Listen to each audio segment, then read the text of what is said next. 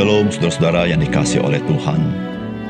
Sadarkah saudara ketika kita percaya kepada Tuhan Yesus, maka dalam hidup kita sebagai orang percaya ada banyak pemberian-pemberian Tuhan yang baik, yang indah, yang menyegarkan, yang berguna, yang memberikan sukacita dalam hidup kita.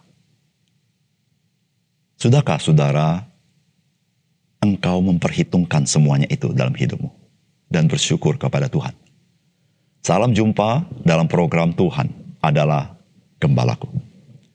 Saudara, salah satu berkat yang indah yang dikaruniakan Tuhan kepada kita orang-orang percaya adalah bahwa setiap orang percaya itu dikaruniakan karunia roh, atau dapat dikatakan karunia rohani.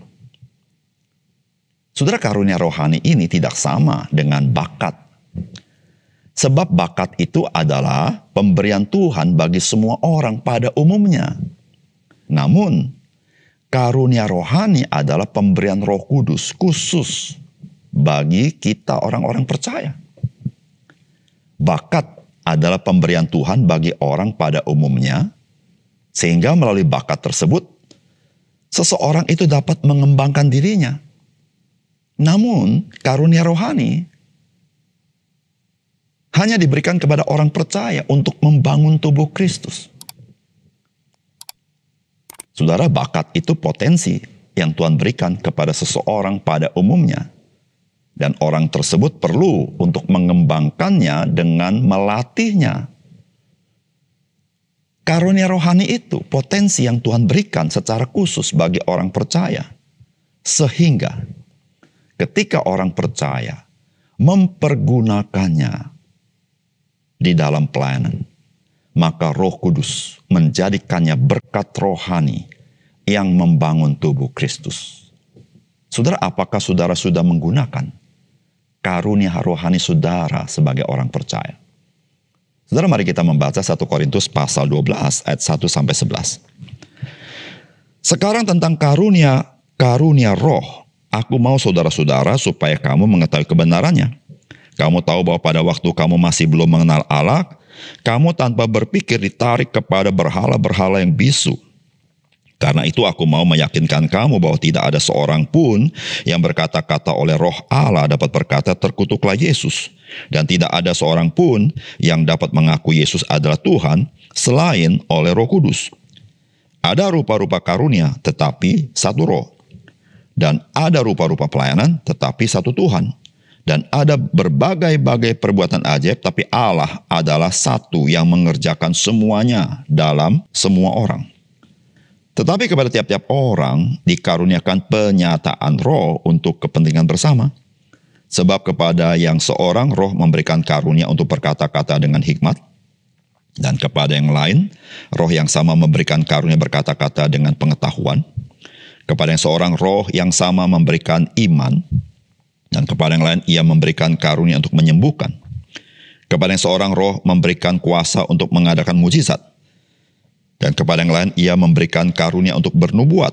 Dan kepada yang lain lagi, ia memberikan karunia untuk membedakan bermacam-macam roh. Kepada yang seorang ia memberikan karunia untuk berkata-kata dengan bahasa roh. Dan kepada yang lain ia memberikan karunia untuk menafsirkan bahasa roh itu. Tetapi semuanya ini dikerjakan oleh roh yang satu dan yang sama, yang memberikan karunia kepada tiap-tiap orang secara khusus seperti yang dikehendakinya. Saudara yang dikasihi oleh Tuhan, karunia rohani itu merupakan pemberian Roh Kudus kepada orang percaya, dan pemberian ini adalah pemberian yang sangat indah, sehingga melaluinya saudara, gereja itu diperkaya melalui pelayanan setiap anggotanya dengan karunia rohani mereka, sehingga gereja boleh bertumbuh secara rohani. Saudara, Rasul Paulus pada bagian ini menjelaskan tentang karunia-karunia rohani, agar sebagai orang percaya kita memahaminya. Sehingga kita dapat mempraktekkannya dengan benar. Saudara, apakah pesan firman Tuhan bagi kita? Yang pertama, berbagai karunia rohani itu diberikan oleh Roh Kudus yang satu dan yang sama. sesuai dengan kehendaknya. Saudara, firman Tuhan berkata begini, tetapi semuanya ini dikerjakan oleh Roh yang satu dan yang sama yang memberikan karunia kepada tiap-tiap orang secara khusus seperti yang dikehendakinya. Saudara, karunia rohani itu bukan keluar dari seorang manusia yang punya potensi. Tetapi karunia rohani adalah pemberian Roh Kudus kepada orang percaya sesuai dengan kehendaknya. Dan dalam bagian firman Tuhan ini ditekankan roh yang sama. Roh yang sama. Roh yang sama. Saudara, apa artinya? Saudara, artinya bahwa karunia rohani yang diberikan kepada tiap-tiap orang percaya itu memberitahukan kepada kita bahwa tubuh Kristus itu satu, meskipun anggotanya banyak. Karena karunia-karunia berbeda-beda itu diberikan oleh roh yang sama di dalam tubuh Kristus itu. Sehingga saudara, kepelbagaian karunia rohani tidak menjadikan gereja itu terpecah-pecah. Tetapi saudara, dengan kesadaran bahwa karunia rohani yang berbagai itu berasal dari roh yang sama dan roh yang satu, maka tiap-tiap orang percaya dalam tubuh Kristus dan karunia rohani itu untuk meneguhkan kesatuan daripada tubuh Kristus. Sehingga saudara, karunia rohani itu menjadi bagaikan mosaik yang indah dan menampakkan akan kemurahan, kebaikan, keindahan daripada Tuhan di dalam gerejanya.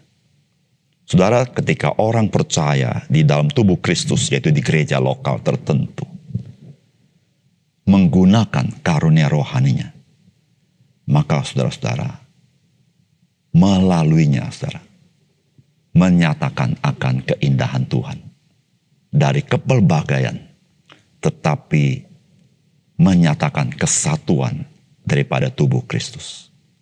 Saudara yang dikasihi oleh Tuhan, karunia rohani adalah pemberian Roh Kudus kepada setiap orang percaya. Dan roh yang sama itu memberikan tiap-tiap kita karunia rohani itu. Supaya karunia yang berbeda-beda itu boleh memberitahukan kepada kita bahwa tubuh Kristus adalah satu kesatuan karena roh yang sama yang memberikan karunia rohani itu. Yang kedua, saudara, pelbagai karunia rohani itu adalah untuk kepentingan bersama. Saudara, firman Tuhan berkata, tetapi kepada tiap-tiap orang dikaruniakan penyataan roh untuk kepentingan bersama. Saudara yang kasih dalam Tuhan, ketika Roh Kudus memberikan tiap-tiap orang percaya di dalam tubuh Kristus atau di gereja lokal masing-masing karunia-karunia rohani, saudara, yang dimaksudkan Roh Kudus adalah agar setiap orang percaya memiliki peran di dalam tubuh Kristus, memiliki peran di dalam kebersamaan, memiliki peran di dalam kepentingan bersama itu. Itu maksudnya, saudara.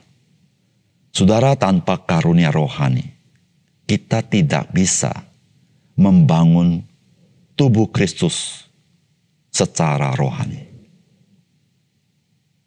Hanya dengan karunia rohani, maka kita bisa membangun tubuh Kristus secara rohani.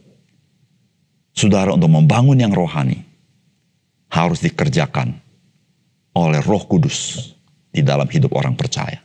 Dan Roh Kudus itu memberikan karunia rohani itu. Dan saudara, kepelbagaian karunia rohani itu adalah supaya tubuh Kristus yang satu itu, saudara, itu mengalami pertumbuhan yang lengkap, pertumbuhan yang sehat, tidak kekurangan suatu apapun. Oleh karena itu, saudara yang kasih dalam Tuhan, Keberadaan saudara di gereja saudara bukan sebuah kebetulan. Roh Kudus menempatkan saudara di sana sebagai anggota tubuh Kristus. Supaya saudara diberikan karunia rohani itu untuk saudara berperan di dalam kebersamaan sebagai tubuh Kristus. Memiliki peran di dalam kepentingan bersama. Memiliki peran di dalam pertumbuhan rohani. Di dalam gereja di mana saudara menjadi anggota atau beribadah. Oleh karena itu saudara, mari pergunakan karunia rohani saudara. Mari kita berdoa. Bapa surga, terima kasih untuk firman Tuhan yang sangat indah yang kami baca hari ini, yang menolong kami bahwa kami adalah orang-orang percaya yang Tuhan ingin kami memiliki peran di dalam tubuh Kristus. Tuhan mau pakai kami. Tuhan relakan hati kami untuk hidup di dalamnya. Dalam nama Tuhan Yesus kami berdoa. Amin.